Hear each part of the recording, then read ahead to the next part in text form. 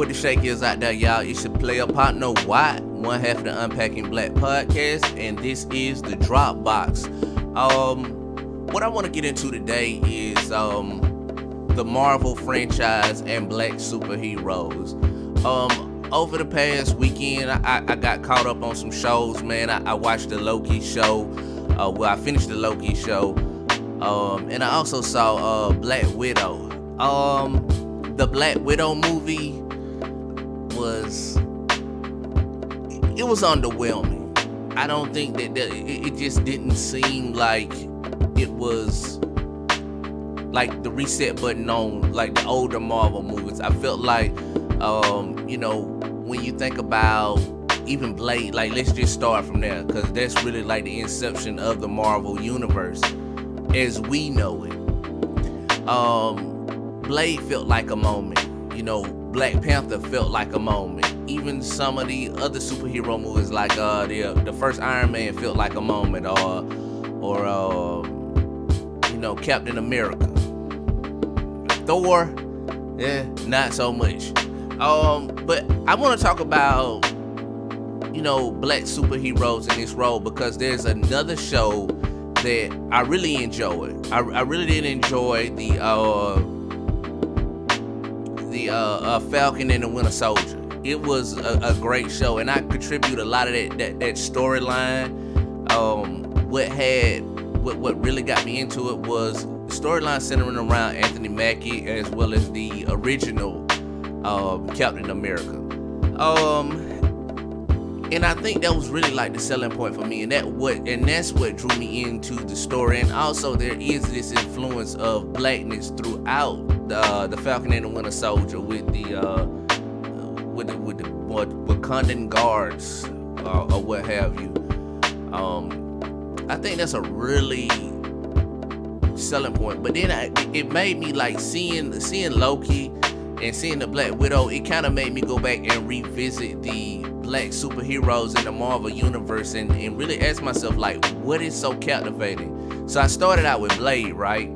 So I'm watching Blade, and I'm like, outside of this being a good comic book adaptation of a movie, the story was more grounded. It was more centered. It's relatable. Someone saying that, like, him not being accepted by his own kind, or him just actually hunting them down, or just being this in between of sorts. It was something very relatable and very grounded, and I think that's what I got from it. And then I moved on from that to Luke Cage, which I feel like was the best show on Marvel. It was better than fucking the Iron Fist, Daredevil, Jessica Jones, all that shit. That shit was the fucking best, especially season 2. Season 1 was dope as fuck too. Actually, season 1, if you remember, it crashed the Netflix servers when it came out. So, for a show to do that, it's really impressive. But I looked at went back and watched the Luke Cage Netflix series, and once again, it was rooted in reality. I think that in being black, I just didn't want to say, well, okay, I like it because it's a black show. So I looked for the deeper meaning. I think that a lot of the themes that are associated with black superheroes are more in line with real world issues. And I think that's the selling point. I think that's what grips people. It's something that draws a crowd, because it's relatable. And oftentimes when you're talking about comic books, it's centered in fantasy. That's the world. The world is that of fantasy. And anytime you're able to bring real world issues into it, it makes people gravitate more toward the comic books. Kind of going back to another interesting point that was brought up. Stan Lee done interview years prior where he said that the two main characters in the X-Men, which is Charles Xavier and Magneto, they were centered around Malcolm X and Martin Luther King.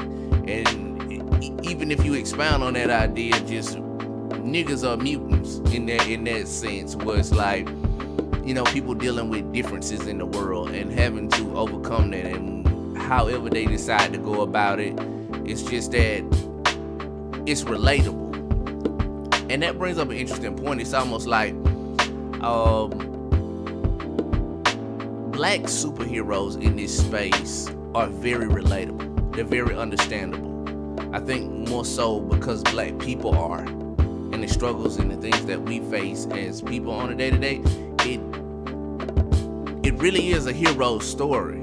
You know what I'm saying? And I think that's what it is, and I think that's what's missing from these comic book movie adaptations going forward. And to be honest with you, I think the downtrend started with the Spider-Man, the last Spider-Man, Far Away From Home or whatever the fuck it was called. I don't know.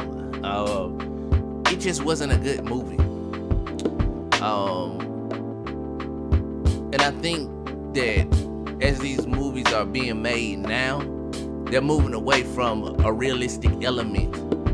They're moving away from the bridge between fantasy and reality. And I think that's what makes those comics, that's what makes those adaptations work. It's not the effects, it's not the villains, it's not even the superheroes, it's the connection that they have to the audience, you know, for people to find heroes relatable. And you know, that was just my thought on it. And yeah, man, like in the comments, if y'all fans of these series and shows, and y'all want to have a discussion about it, man, drop something in the comment box below, man, and we can talk about it. And also, make sure y'all like, share, and subscribe. Follow us on all socials. And on that note, I'm out the box with it. Do you hear me?